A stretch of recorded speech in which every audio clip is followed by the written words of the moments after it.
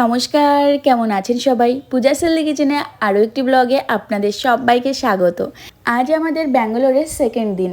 কালকে এসে এত টায়ার্ড হয়ে পড়েছি যে রুম থেকে আর বেরোয়নি। ব্যাঙ্গালোরে এসে কোথায় ছিলাম, কোথায় ডাক্তার দেখালাম আর কিভাবে দেখালাম, আরও কি করলাম সারাদিন সবটাই আপনাদের সাথে শেয়ার করব। পুরো ভিডিওটা দেখতে থাকুন। ব্যাঙ্গালোরে এসে প্রথম দিন তো আমরা ভুল করেছিলাম।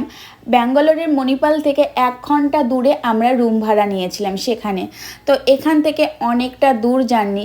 তো আজকে আমরা সকালবেলায় উঠে ভাবলাম এখান থেকে আমরা চলে যাব, কারণ আমার অপারেশন হবে এটা তো ফাইনাল, কিন্তু সেখান থেকে অত দূরে যাওয়া, বারবার আসা, মাদের অনেক অসুবিধা হয়ে যাবে, আর তাছাড়াও আমারও অনেক অসুবিধা হয়ে যাবে, কারণ অপারেশনের পরেও কিন্তু চেক আপের জন্য বারবার আমাদের হসপিটালে যেতে হবে। তো তার জন্য এই যে আমরা সকাল সকাল রেডি হয়ে সমস্ত জিনিসপত্র গুছিয়ে নিয়ে এখন আমরা রওনা দিব। এর আগের বার এসে আমরা ছিলাম যে মণিপাল হসপিটাল, তার সামনেই কিন্তু বাঙালি ওখানে হোটেল আছে, সেখানেই আমরা থাকবো। আর মণিপাল হসপিটাল থেকে মাত্র 2 পা ফেললেই কিন্তু ওই বাঙালির হোটেল।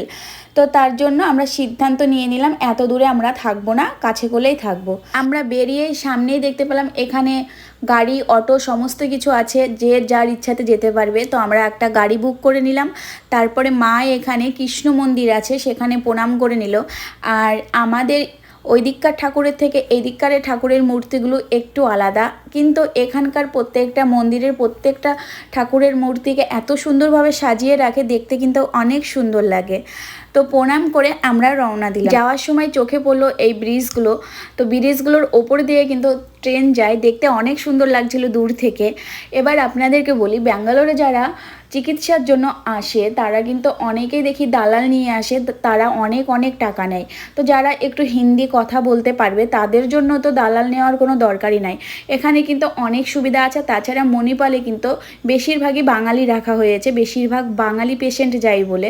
তো ফার্স্টে গিয়ে ওখানে একটা ফর্ম দিবে, সেই ফর্মটা ফিল আপ করে আইডি কার্ডটা করে নিতে হবে। তারপরে আপনাদেরকে জিজ্ঞাসা করবে যে আপনারা কেন এসেছেন, আপনারা মানে কোন ডিপার্টমেন্টে ডাক্তার দেখাতে চান।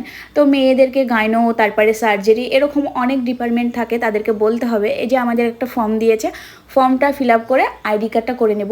আইডি কার্ডটা কিন্তু 300 টাকা লাগবে, তার বেশি না। যারা হিন্দি কথা বলতে জানে না তাদের জন্যও কোনো প্রবলেম হবে না, কারণ মণিপালে এখন প্রচুর বাঙালি রেখেছে, কারণ এখানে কিন্তু বেশিরভাগই বাঙালি পেশেন্ট আসে, তার জন্য কোনো প্রবলেমই হবে না। তো তার জন্য বলবো গাদা টাকা খরচ করে এই যে দালাল না নিয়ে গিয়ে নিজেদের চেষ্টায় যদি যাওয়া যায় তাহলে কিন্তু ওখানে কোনো প্রবলেম হবে না। তারপরে আমাদেরকে মণিপাল থেকে ড্রেস পরিয়ে দেওয়া হয়েছিল রিপোর্ট করার জন্য। ওদের ড্রেস পরিয়ে কিন্তু যা রিপোর্ট করতে হয় সমস্ত কিছু রিপোর্ট করে আমরা বাইরে চলে আসি, কারণ রিপোর্টগুলো কালকে দেবে। আজকে শুধুমাত্র ডাক্তার দেখানো হলো, প্রবলেমগুলো বললাম, আর রিপোর্টগুলো কালকে দেবে, তারপরে ফাইনাল কথা হবে কালকে। মণিপাল থেকে বেরিয়ে এসে মাকে রুমে রেখে আমি আর ভাই যাচ্ছি একটু বাজারের দিকে, কারণ আমরা হুট করে চলে এসেছি, তেমন কিন্তু বাজার টাজার কিছুই করা হয়েছিল না। আর আমরা রুমটা নিয়েছিলাম কিন্তু মণিপালের সামনে বড় 2টো প্রেস্টিজ গ্রুপ আছে, তার পাশে কিন্তু বাঙালি ওখানে রুম ভাড়া পাওয়া যায়, সেখানে নিয়েছিলাম। তো এখন আমি আর ভাই যাচ্ছি একটু মার্কেটিংয়ের দিকে।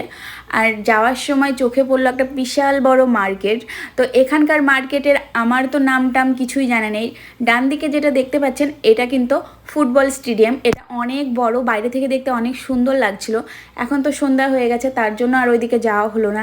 আর তাছাড়াও কালকে কিন্তু আমাকে অ্যাডমিট হতে হবে, তার জন্য আজকে একটু বাইরের দিকে ঘুরতে আসলাম। তো আমাদেরকে অটোওয়ালা ওখান থেকে মণিপাল থেকে জাস্ট 5 মিনিটের রাস্তা, সেখানে একটা জায়গা আছে, জায়গাটার নাম আমার মনে নেই। সেখানে বললো কি যে কাঞ্জিবরমের একটা শোরুম আছে, এখানে অনেক দাম কম। এখান থেকে আমাদের কলকাতা দিকে কাঞ্জিবরম শাড়িগুলো যায়, এখানে প্রত্যেকটা শাড়ির 1,500 থেকে 2,000 টাকা দাম। আমাদের ওদিকে যেগুলো 10,000 12,000 করে দাম, সেগুলো এখানে এতটাই কম। তারপরে আমরা চলে আসলাম কমার্শিয়াল একটা মার্কেট আছে, যেটা কলকাতার চোরবাজারের মতো একটা বিশাল বড় মার্কেট। এখানে তো সমস্ত কিছু সস্তা, একদম 100 থেকে 200 টাকার মধ্যে জিনিস পাওয়া যাবে, এতটাই সস্তা। মানে 1000 টাকা যদি নিয়ে আসা যায় না, এখান থেকে এক ব্যাগ জিনিস নেওয়া যাবে। সত্যি কথা বলতে আমরা তেমন কিছুই কিনিনি, একটা শাড়িও কিনিনি, তাছাড়া এমনি কোনো ড্রেস, কোনো জুয়েলারি কিছুই কিনিনি। শুধু মেয়ের জন্য কয়েকটা চুড়ি কিনেছিলাম। তো এখানে চলে আসলাম শুধুমাত্র দেখার জন্য। দুই সাইড দিয়ে আমরা দেখতে দেখতে যাচ্ছি। আশেপাশে দেখুন অনেক দোকান আছে, আর এখানে কিন্তু বেশিরভাগই হচ্ছে মেয়েদের, আর তাছাড়াও সব থেকে কম দাম হচ্ছে এখানে জুতোর আর ব্যাগের। আর আমি কিন্তু এখান থেকে একটা ব্যাগ নিয়েছিলাম, বড় ব্যাগ, কারণ আমি শুধু ট্রলি ব্যাগ এনেছিলাম, সাইড ব্যাগ আনতে ভুলে গেছিলাম তাড়াহুড়ো করে, তো সেই জন্য এখান থেকে আমি একটা বড় ব্যাগ নিয়েছিলাম। তাছাড়া আর কিছুই নিইনি, শুধুমাত্র ঘুরতেই এসেছিলাম। তো তোমরা যদি ব্যাঙ্গালোরে আসো একদিন সময় নিয়ে কিন্তু এই যে কমার্শিয়াল স্টেট এই মার্কেটটায় একদিন হলেও ঘুরতে আইবা। অনেক সুন্দর জায়গা, আর মার্কেটিং করতে যারা ভালোবাসে তাদের জন্য তো অবশ্যই এটা অনেক সুন্দর জায়গা। তারপরে যেই সন্ধ্যাটা লেগেছে সেই টাইমে আমরা রুমে ফিরছি। আর তাছাড়াও সবজি আর যা যা নেওয়ার দরকার সেগুলো নিয়েছি, সেগুলো ভিডিও করতে ভুলে গেছি। রুমে যাওয়ার সময় আমার চোখে পড়লো বিশাল বড় একটা ফ্ল্যাট, যেটা দেখে আমার তো ভীষণ হাসি পাচ্ছিল। হাসির কারণটা হচ্ছে এত লম্বা একটা ফ্ল্যাট কিন্তু জায়গাটা হচ্ছে অনেকটাই ছোট, তার জন্য আমার হাসি পাচ্ছিল। তারপরে চলে আসলাম আমাদের যেখানে রুমটা ভাড়া নিয়েছি তার একদম সামনে একটা ফলের জুসের দোকান আছে, সেখানে কিন্তু অনেক দাম কম। সেখানে বলে না, এমনি ব্যাঙ্গালোরে জুসের দাম অনেকটাই কম। তো এখানে কিন্তু জল ছাড়া মৌসুমি লেবুর জুসগুলো মাত্র 30 টাকা আর 20 টাকা করে। তো ফার্স্টে তো আমরা নিয়েছিলাম কালো আঙুরের জুস, তারপরে মৌসুমি লেবুর জুস খেয়েছিলাম। তারপরে এখন আমরা রুমে ফিরছি, সন্ধ্যা লেগে গেছে। আর এই যে এটা দেখতে পাচ্ছেন পুরোটাই কিন্তু এখানে বাঙালি এরিয়া, এখানে সবাই বাংলা ভাষা জানে, সবাই বাঙালি। আর এখানেই আমরা রুম নিয়েছি। এর আগের বার এসেও কিন্তু আমরা এখানেই রুম নিয়েছিলাম। তো ভাই বলল মোমো খাবো, তো এখান থেকে মোমো নিয়ে এখন আমরা রুমে যাব।